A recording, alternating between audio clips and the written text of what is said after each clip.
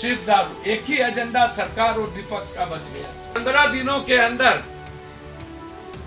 लगभग नेताओं का शराब में किसकी किसकी संलिप्तता है और किनके किनके कहां फैक्ट्री है उसको मैं उजागर करूंगा, और लगभग कौन कौन लोग बलात्कार के केस में और कौन कौन आईएस इन्वॉल्व। जहां जहां माँ बाप मर गए हैं उनके एक बच्चों को पप्पू यादव एडॉप्ट करने का निर्णय लिया। बिहार की जनता से बहुमत असहमत के आधार पर या बहुमत के आधार पर हो, यदि आप जनता के लिए ही कर रहे हैं तो बहुमत आवश्यक है, क्योंकि बिहार में दारू छोड़कर दूसरी कोई डेवलपमेंट और दूसरी कोई बात अभी नहीं हो रही। सिर्फ दारू, एक ही एजेंडा सरकार और विपक्ष का बच गया। अब विपक्ष के अध्यक्ष बोलते हैं, प्रदेश अध्यक्ष भी और नेता भी। एक आदमी कहते हैं कि दारू को फ्री छोड़ दीजिए, एक आदमी कहते हैं मेरे यहां कोई भी दारू नहीं पीता है, जो पिएगा पार्टी से निकाल देंगे। सबसे पहले अपने नेताओं का वो ब्लड टेस्ट कराए कि वो दारू पीते हैं। ये मेरा चैलेंज है प्रदेश अध्यक्ष को। तो पार्टी से पहले आप जो सीएम कैंडिडेट हैं, आपको ये सबसे ज्यादा दारू वही पीते हैं।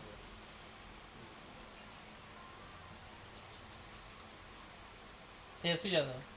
अब कौन है सीएम कैंडिडेट हम तो नहीं जानते हैं। तो आप 70% लोग आपके यहाँ दारू पीते हैं।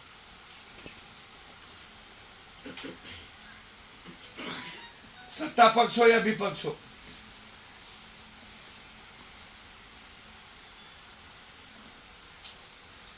मूल मंत्र है उसका ब्लड सैंपल जांच। तो क्या मेरी चुनौती को स्वीकार करेंगे ब्लड सैंपल जांच का?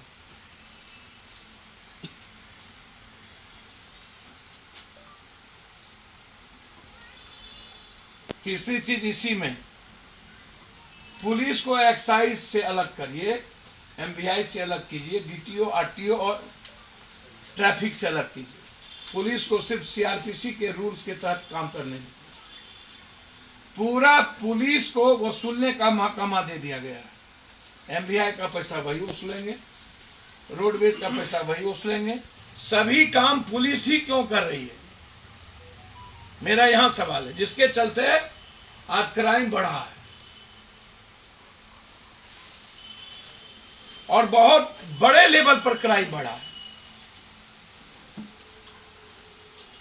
तो पुलिस को सिर्फ सीआरपीसी के तहत जो इन्वेस्टिगेशन है उनका, सिर्फ इन्वेस्टिगेशन अफसर तक उनकी ड्यूटी, उनकी जिम्मेदारी। सौरभ सिंह एक 17 साल के लड़के को किडनैप करके पूर्णिया में मार दिया गया। युवा राजद के अध्यक्ष भूपेंद्र यादव के छोटे भाई की 7 गोली मार दी गई।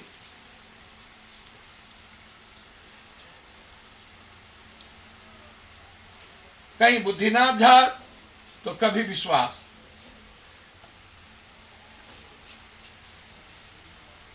कोमा में है। हमने अस्पताल को, अंत में यह स्थिति थी कि हमने 1 लाख रुपया अभी उनको अस्पताल में जमा करके आया कि इनसे पैसा आप नहीं लेंगे।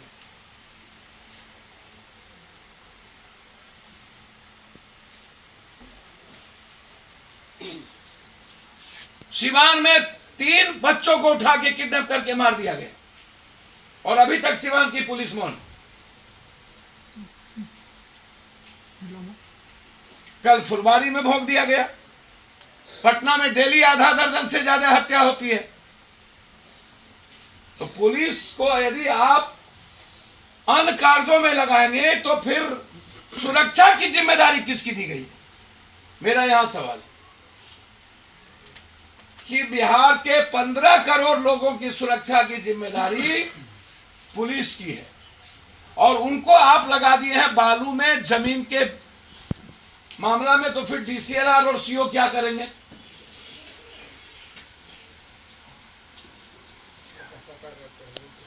जब आप दारू, जमीन शराब में पुलिस को लगाए गए हैं, तो फिर आम आदमी को क्रिमिनल तो मारेगा, क्राइम बढ़ेंगे।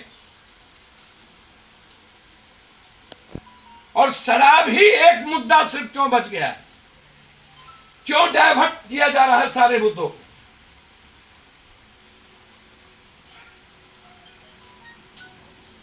हम मांग करते हैं रायशुमारी की जाए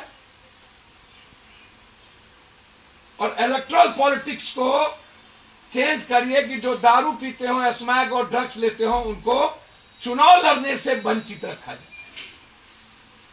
और जो बड़े बड़े डिपो और माफिया इसमें इन्वॉल्व हैं, उनका आधार कार्ड का लिंक खत्म कर दिया जाए और सरकारी सुविधा से उन्हें वंचित कर दिया जाए। ये मेरा डिमांड है। दोनों वाइफ हस्बैंड अररिया में, बिशनपुर में, रानीगंज में डेथ कर गए। उनके घर की स्थिति अच्छी नहीं। आज तक 4 लाख रुपया कोरोना का चेक नहीं मिला। कल उन परिवार को मैंने गोद एडॉप्ट लिया है। बड़ी बेटी को बीएड, लड़कों को 12 तक एग्जामिनेशन फ्री, एक छोटी बच्चों के लिए 50,000 रुपया और सबके लिए सिलाई मशीन कल मैंने एडॉप्ट किया है।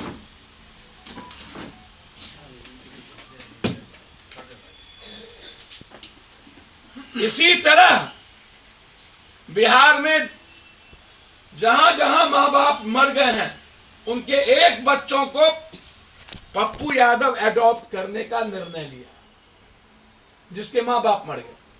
और ये मुहिम मैंने वीरेंद्र मेहता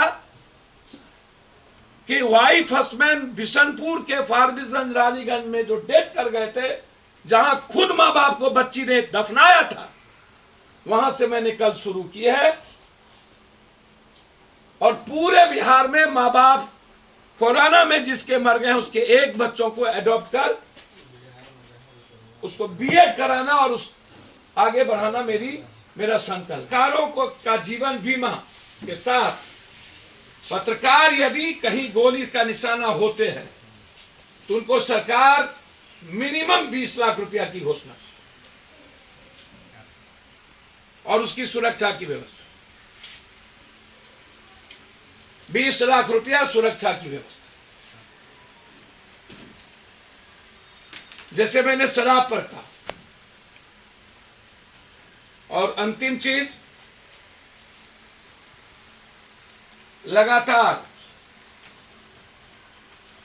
मैंने में भी बात कही थी और उसको दबाने की कोशिश की गई। रुपेश को मारा गया। क्या हुआ रुपेश का? फिर मैं कह रहा हूं, एक गुलाब यादव और अरुण यादव नहीं है। मैं उन बच्ची के न्याय के लिए ही कहा था। एक आईएएस इन्वॉल्व नहीं है। नाम खोलूंगा, कई आईएएस है इन्वॉल्व कार के केसेस में और कई नेता इन्वॉल्व हैं।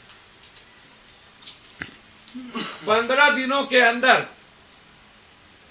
लगभग नेताओं का शराब में किसकी संलिप्तता है और किनके कहां फैक्ट्री है, उसको मैं उजागर करूंगा।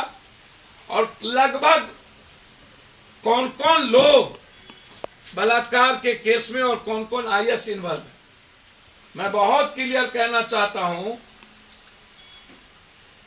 3 सालों से उस बच्ची का संबंध जो भी हो, महिलाएं बेटी होती है, बहन होती है, वो मेरे लिए बहन और बेटी की तरह है। मैं उसके तरफ प्रतिक्रिया नहीं दे सकता। जो संस्कार विपक्ष के घर ने दिया है, किसी को गाली दिलवा देना, किसी को, वो काम मैं नहीं करूंगा। मैं उनके न्याय के लिए लड़ूंगा।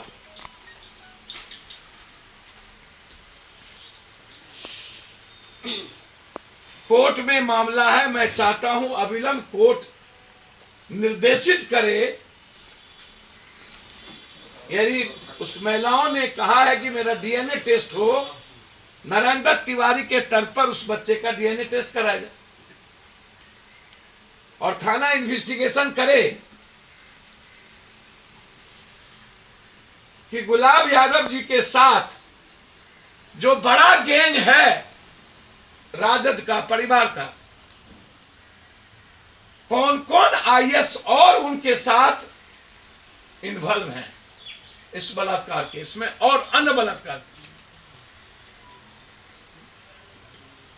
मैं अविलंब, अभी तक अरुण यादव की गिरफ्तारी नहीं हुई और न ही गुलाब यादव की गिरफ्तारी हुई।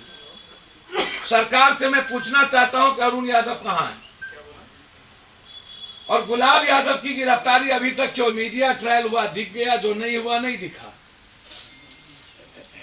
70-80%